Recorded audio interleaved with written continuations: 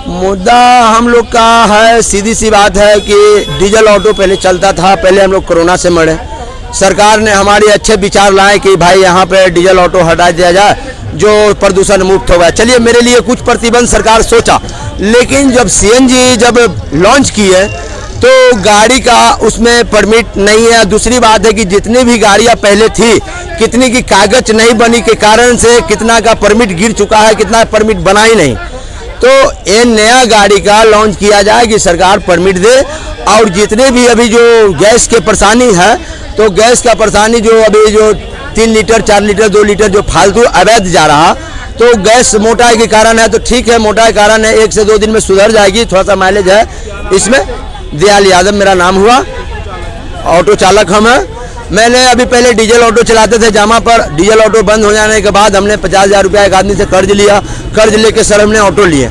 अगर आज इस मुद्दे पे मैं बोलता रहा हूँ कि आज अगर सीएनजी की परेशानी है, कल डीजल की परेशानी थी, और बिहान होकर परमिट की परेशानी आ जाएगा तो मैं मर जाऊँगा। क्योंकि 12.5% जो ब्याज लग रही है हमारी सरकार, कोई भी सरकारी बैंक से हमारी अवैध कोई भी मतलब कि कहीं जोड़ा नहीं है और नहीं जोड़ना चाह रहे हैं। तो सरकार हम पे भी ध्यान दे और हमको भी खुश रखे कि मैं उनको भी खुश रखूं। जितना बढ़िया रोड में वो काम की ना, उतना ही अच्छा हमसे भी बर्ताव रखे, अच्छी बात है। इससे बढ़ के मैं कुछ नहीं कहूँगा। बहुत बहुत धन्यवाद आप लोग का। मुद्दा ये है कि अभी जो बिहार सरकार का जो रवैया है, जो पटना में ऑटो चालकों को या ऑटो व्यवसाय जो छोटे छोटे परिवहन कर्मी हैं, उनको शहर से बाहर करने की साजिश जो बिहार सरकार की है, वो धीरे धीरे पर्दाफाश हो रहा है। फर्स्ट फेज में बिहार सरकार ने ये कहा कि आप पेट्रोल वाली गाड़ियों में सीएनजी किट लगवाइए। हम लोगों ने लगवा लिया। अभी 31 मार्च तक जो एक लास्ट डेट था कि अब पटना में डीजल की गाड़ियां नहीं चलेगी। ये इस बात से जाहिर होता है कि हम लोगों पर तो डीजल गाड़ियों का प्रतिबंध लगा दिया गया, लेकिन पटना में अन्य डीजल गाड़ियां अभी भी उसी तरीके से चल रही है। खैर, वो बात पुरानी हो गई। हम लोगों ने किसी तरीके से कर्ज लेकर के सीएनजी गाड़ी खरीदा, लेकिन पटना में सीएनजी की समुचित व्यवस्था अभी तक नहीं है। हम लोगों को एक तो सीएनजी लेने के लिए 4-4 घंटे कतार में खड़ा रहना पड़ता है। उसके बाद 4 घंटे के बाद जब हमारा नंबर आता है, जब हम पेट्रोल पंप पर जाते हैं, जब सीएनजी लेते हैं, तो हमारा जो जितना मीटर रीडिंग है उससे 10 से 50 रुपए तक अतिरिक्त हमसे चार्ज लिया जाता है। अगर हम वो चार्ज नहीं देते हैं तो हमारे चालकों के साथ मारपीट की जाती है। अगर मारपीट करने के लिए अगर चालक एकत्रित होकर के अगर हंगामा करते हैं तो सीएनजी देना बंद कर दिया जाता है।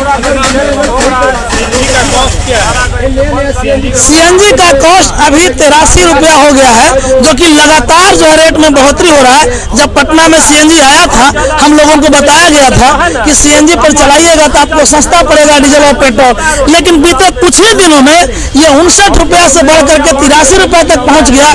मतलब डीजल और पेट्रोल से ये शर्त लगाकर उसके पीछे जो है भागने को उसी दिशा में बढ़ रहा है। दूसरी बात अब यह हो गई कि अभी जो हमारा ऑटो का सिलेंडर की कैपेसिटी है, जो हमारा छोटा ऑटो है उसका सिलेंडर की कैपेसिटी 4 केजी का है, लेकिन उसमें अभी 6 केजी तक उसका मीटर रीडिंग शो करता है। अब हम लोग जब ये बात पूछ रहे हैं पेट्रोल पंप मालिकों से कि जब हमारा सिलेंडर की कैपेसिटी जब 4 केजी का है, तो अभी हमारे सिलेंडर में 6 केजी अचानक ये गैस कहाँ से आ गया? तब वो कहते हैं कि हमारा गैस भारी हो गया, आप इस गैस से चलाइए तो आपका जो है गाड़ी का माइलेज बढ़ जाएगा। हम लोगों ने पहले तो उनकी बातें मान ली।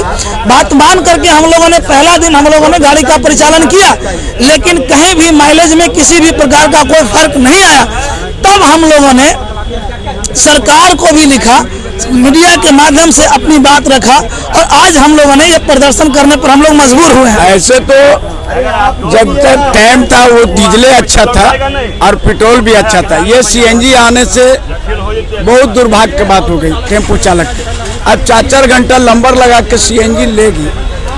अब भाई क्या गाड़ी चलावेगा, क्या मालिक के देगा, क्या अपने ले जाएगा, समझ में नहीं। एक तो इतना महंगे पर महंगा किए जा रही है सीएनजी, इतना महंगाई, इतना रेट बढ़ रही है कि लग रहा है कि पेट्रोल के पीछे ही पड़ गया कि पेट्रोल और सीएनजी दोनों एक हो गया। अब एकरा में कोई दहमत नहीं है। जब हम लोग जब ले रहे हैं तो अब जोड़ रहे हैं कि ये 150 रुपये लीटर सीएनजी पड़ रहा है। जो हिसाब से अब हम लोग सीएनजी गाड़ी ये सीएनजी डलवा रहे हैं, माइलेज बिल्कुल सब सेम है। ये माइलेज खाली बेकार है कि मोटा है तो माइलेज ज्यादा देगा ही देगा, बिल्कुल सेम है, माइलेज कोई फर्क नहीं।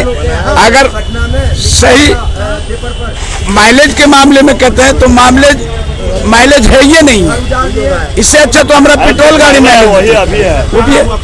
मेरा मोहम्मद बदरुद्दीन जो है 5-6 दिन पहले जो है सभी मुख्यमंत्री के साथ जो है वो बैठक किया था और वो कह रहे थे कि जो है अदर राज्य के जो है मुख्यमंत्री जो है पेट्रोल और डीजल के दाम जो है कम नहीं किए।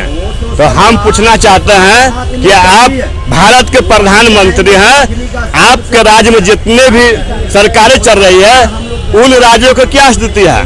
बिहार में 116 रुपये डीजल पेट्रोल है, क्यों है? ये तो बीजेपी की सरकार है, तो यहाँ तो कम होना चाहिए था, 60-70 रुपया होना चाहिए था।